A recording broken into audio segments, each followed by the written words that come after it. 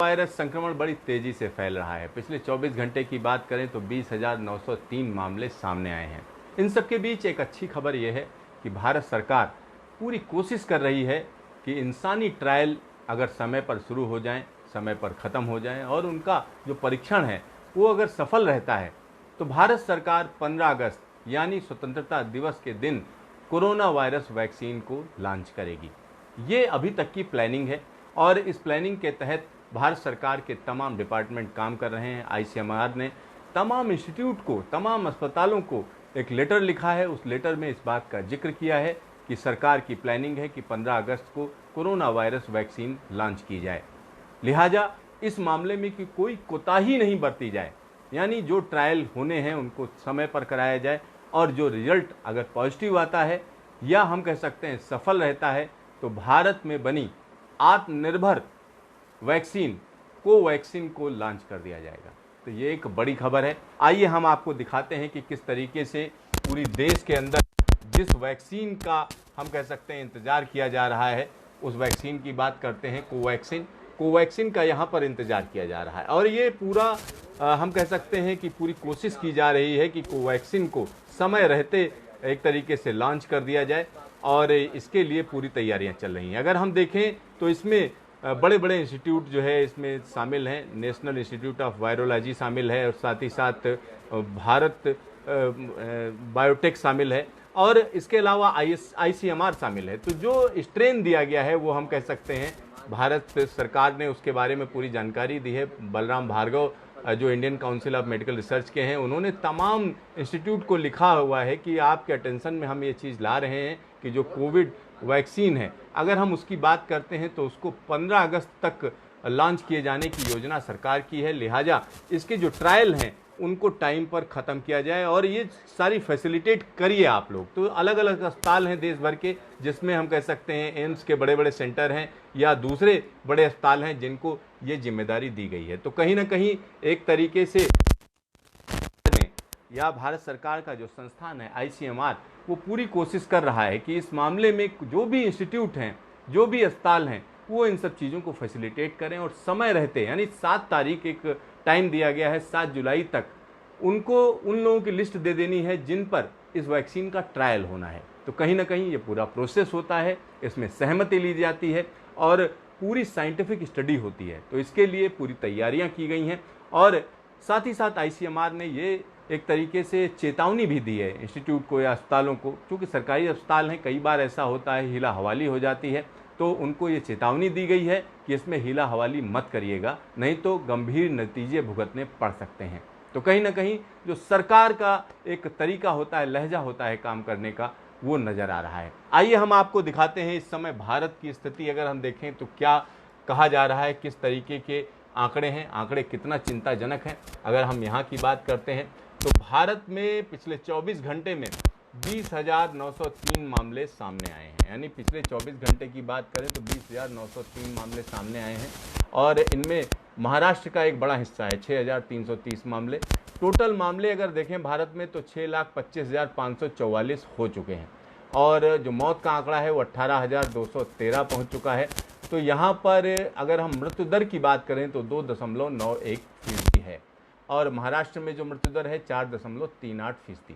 तो ये वाकई सीरियस है क्योंकि जिस तरीके से आंकड़े बढ़ रहे हैं 6,25,544 यानी 20,000 मामले, तकरीबन 20,000 क्या इसको 21,000 कहा जा सकता है, 21,000 मामले एक दिन में। तो वाकई ये चिंता की बात है और यही चिंता है भारत सरकार का, यही सोचना है कि अगर वैक्सीन समय रहते डेवलप हो जाए तो तमाम समस्याओं का निदान हो जाएगा और उसी दिशा में काम किया जा रहा है। ये देखिए, ये मैं ग्राफ हमेशा दिखाता हूँ आपको और जब ये शुरुआत हुई थी तब देखिए इक्का दुक्का लोग थे, यानी उसके बाद हम कह सकते हैं मार्च से बढ़ने शुरू हुए और मार्च में भी थोड़ा बहुत रहा। उसके बाद अप्रैल में ये ग्राफ धीरे धीरे ऊपर बढ़ना शुरू हुआ और मई आते आते ये बड़ी तेज़ी पकड़ गया। और अब जून की हालत देखिए, जून में क्या हालत है। तमाम लोग कह रहे थे कि गर्मियों में ये कम हो जाएगा, ऐसा हो जाएगा, वैसा हो जाएगा, यानी हम कह सकते हैं जो गैर वैज्ञानिक बातें हैं वो तमाम लोग फैला रहे थे और इस तरीके की बातें फैला रहे थे जिससे लोगों को सुकून मिले और लोग कहीं ना कहीं इस बहाने लापरवाही कर रहे थे। तो ये अब लापरवाही करने वाली चीज़ नहीं है, ये साफ हो चुका है। कोई भी मौसम इसको रोक नहीं पाएगा। अगर आप असावधानी करेंगे बड़ा नुकसान होने जा रहा है। गुजरात की बात करें तो गुजरात में यहाँ पर मृत्यु दर के मामले में सबसे ज़्यादा है, 5.56% मृत्यु दर है। और यहाँ पर मामले हैं 33,913 और जिनमें से 1886 लोग उस पार सिधार चुके हैं, यानी परलोक सिधार चुके हैं। महाराष्ट्र की बात करें तो 1,86,826 मामले सबसे ज़्यादा मामले हैं। और यहाँ पे जो मौत का आंकड़ा है वो भी ज़्यादा है, 8,178। और मृत्यु दर की बात करें 4.38% मृत्यु दर है। मध्य प्रदेश की बात करते हैं तो 14,106 मामले हैं, 589 लोगों की मौत हो चुकी है, 4.18% की मृत्यु दर है। वेस्ट बंगाल की बात करें तो वेस्ट बंगाल में 19,819 मामले हैं, 699 लोग परलोक सिधार चुके हैं और 3.53% की मृत्यु दर है। और यहाँ पर उसके बाद दिल्ली का नंबर आता है। दिल्ली एरिया में तो काफ़ी छोटा है, आबादी में भी छोटा है, लेकिन जो कर्म है उसमें जो है बड़ा खोटा है, क्योंकि यहाँ पर 92,175 मामले सामने हैं।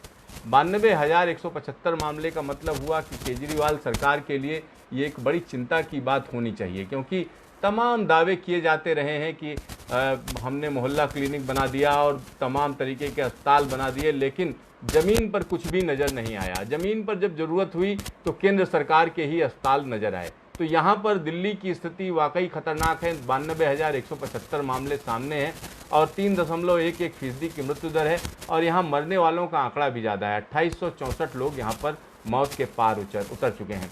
और उत्तर प्रदेश की बात करें तो 24,825 मामले सामने हैं, 735 लोगों की मौत हुई है, 2.96% की मॉर्टलिटी रेट है। और इसी तरीके से पंजाब में 5784 मामले सामने हैं, 152 लोग मर चुके हैं और 2.63% का मृत्यु दर है। राजस्थान में भीलवाड़ा मॉडल काम नहीं आया, 18,662 मामले सामने हैं, 430 लोग मारे जा चुके हैं, 2.30% की मृत्यु दर है। मेघालय छोटा सा प्रदेश है लेकिन 56 मामले हैं और 1.79% की मृत्यु दर है, यानी एक आदमी मरा है। और हरियाणा की बात करें तो 15,509 मामले सामने हैं, 251 लोगों की मौत हो चुकी है, 1.62% की मृत्यु दर है। कर्नाटक में हम कह सकते हैं 18,016 मामले सामने हैं, 272 लोगों की मौत हुई है। पुदुचेरी की बात करें 802 मामले सामने हैं, 12 लोगों की मौत हुई है। तेलंगाना की बात करते हैं तो 18,570 मामले सामने हैं, 275 लोगों की मौत हुई है। जम्मू कश्मीर में 7,849 मामले सामने हैं, 115 लोगों की मौत हुई है। उत्तराखंड की बात करें तो 2,984 मामले सामने हैं, 42 लोगों की मौत हुई है। और उसके बाद तमिलनाडु में भी कुछ दिनों में मामले बड़ी तेज़ी से ऊपर बढ़े हैं। तमिलनाडु में 98,392 मामले सामने हैं, 1,321 लोगों की मौत हो चुकी है। चंडीगढ़ में अगर देखें तो 450 मामले सामने हैं, 6 लोगों की मौत हुई है। आंध्र प्रदेश में 16,097 मामले सामने हैं, 198 लोगों की मौत हो चुकी है। हिमाचल प्रदेश छोटा सा प्रदेश है लेकिन यहाँ पर भी मामले सामने आए हैं, 1,014 मामले सामने हैं, 10 लोगों की मौत हो चुकी है। बिहार की बात करें तो बिहार में हम कह सकते हैं जिनको सुशासन बाबू कहा जा रहा है वो सुशासन बाबू लगता है लगाम नहीं लगा पा रहे हैं। 10,471 मामले सामने हैं, 77 लोगों की मौत है।